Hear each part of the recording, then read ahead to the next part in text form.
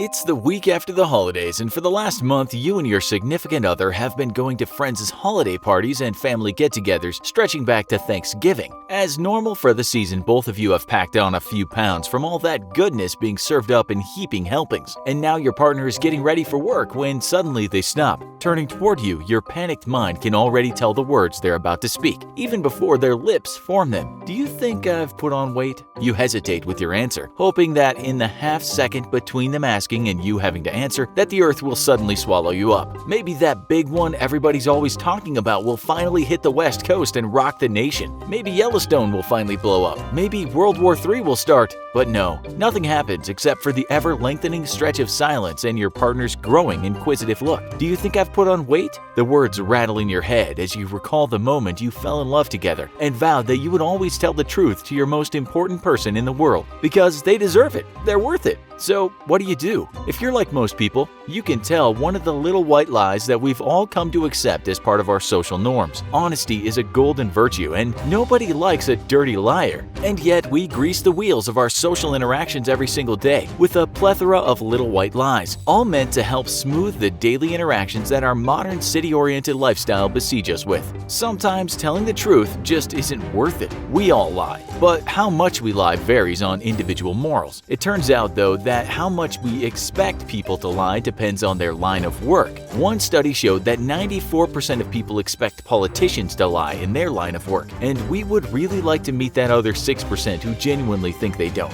That same study showed that only 27% of people expect their doctors to lie in the course of their work. This disparity is rather interesting when you consider that we probably don't expect our doctors to lie because lives depend on their integrity. And yet, for a politician, the fate of entire nations could rest on their own truthfulness as well. So whether you're a polite little white liar or a liar with pants currently on fire, what exactly goes on in your brain and your body when you tell a lie? And how can you catch a would-be liar? When we lie, often we're given away by the fact that we're simply unable to cue up our verbal and nonverbal behaviors. Our facial expressions may not match the words we're saying, or our posture could be out of sync with our voice. These changes may seem subtle because they are, but after hundreds of thousands of years of communicating amongst each other, we've become evolutionarily hardwired to detect even minute changes in body language. Some of us just happen to be better at it than others. So one of the first things that happen when you lie is you start acting very artificial and inauthentically, setting off the weird alarm deep inside your victim's primitive brain. Their evolutionary training sets off an alarm that something is not quite right about the way you're moving your body in relation to your voice, or that your face isn't quite syncing up with the sadness you're supposed to feel when you're late to work because a truck full of orphans overturned on the freeway and you had to help give CPR. The act of lying involves a careful balancing act on behalf of the liar, which can leave the overworked brain unable to sync up the proper physical movements or emotional displays. That's because when you lie, you're trying to keep track of several narratives all at the same time.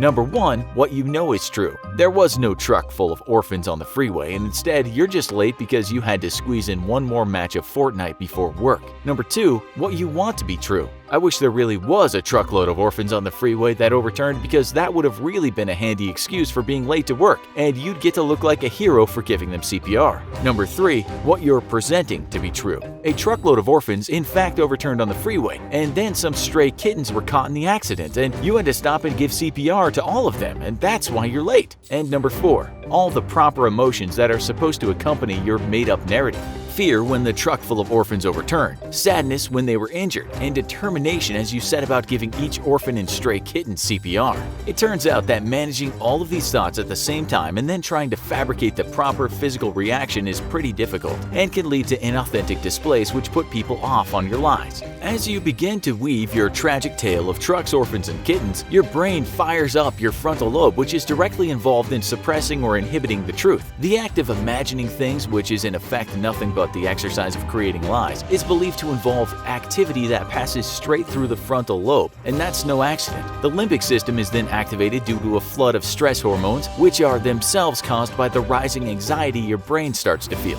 Fear of being caught in the lie and the mental gymnastics required to successfully pull off a lie all take a huge toll on your brain, and your brain's electrical activity makes it light up like a Christmas tree due to all the frantic activity that takes place. By contrast, telling the truth requires far less brain activity and keeps the brain brain relatively quiet. Because you're telling a giant whopper, though, your brain is practically doing somersaults as it fires up the regions of your brain needed for imagination. The part of the brain that accesses your memory so you can make sure your lies line up somewhat with reality, and the part of your brain that coordinates your body's physical reactions so it can sell the lie. Basically, you're putting your poor brain through a triathlon, and this causes a huge stress response. This rise in stress signals throughout the body is exactly what a lie detector is tuned to detect, by the way. With all that stress, your heart starts beating just a little bit faster. The bigger the whopper or greater the consequences, the more your heart beats. Many people will often experience a telltale reddening of the ears as well, as the blood rushes to the overworked brain. However, this is not necessarily an accurate method of detecting a lie, as being part of a stressful situation can often produce the same effect. If your ears suddenly start burning red in the middle of normal conversation, though, this could be a pretty good indicator to the people around you that you're telling a fib. Some people believe that you can tell if someone's lying by their eye movements. Erratic movements or an inability to meet your gaze is often considered a sign of lying, but the truth is far more complicated than that. Most people have normally very active eyes when they're in the midst of conversation, but it's hypothesized by some that you can tell what a person is thinking about by simply observing how they move their eyes as they talk to you. If someone looks up and to the left, they're typically thinking about an image that they had to construct themselves, something that they're being asked to imagine. Moving up and to the right, on the other hand, typically signifies that someone is thinking of an image that they've previously seen and are trying to remember. This could be a handy way of spotting a liar if the question you're asking is something visually centered. For example, asking someone if they really did see something they claim to have seen would likely have the person either looking up and left because they're trying to imagine what it is they've claimed to have seen so that they can answer follow-on questions, or up and to the right because they're genuinely recalling a visual memory of what they saw.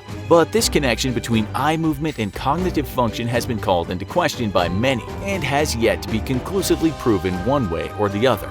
Lying and the physical stress it causes also tends to manifest in the shoulders, and you might see someone literally bending over slightly from the sheer weight of the mega whopper they've been telling. A very slight crunch or roll in the shoulders could be indicative of the weight of someone's untruth as it rests on their minds. Often someone under the stress of a particularly big lie will engage in self-pacifying actions, small gestures that bring comfort and help calm us in very stressful situations. This can include things such as touching your face, licking your lips, or massaging your neck, though again, these signs typically only manifest during large or stressful lies. Overwhelmingly, though, the stress of a lie will lead to higher blood pressure, as well as an increase in respiration. If someone appears to be breathing just a tad bit faster than normal, this could be a strong indicator that they're telling you a lie. The average person lies 1.5 times within the first minute of meeting someone. The vast majority of this is, of course, the greasing of social wheels, which makes our daily lives livable. Yet, the stress of telling real lies has proven to be detrimental to your health. Lies force your brain to work over time and your body to respond as if in a high-stress situation. The more you lie and the more you have to keep up with old lies and pretend you're not lying, the more stressed out your body and brain become. So take a cue from us and learn to live telling the truth, because in the end it turns out that honesty really is the best medicine in this case. Sure, you might have to deal with a few awkward social situations, but as long as you're respectful and polite, people will learn to value and even admire you for your unshakable integrity.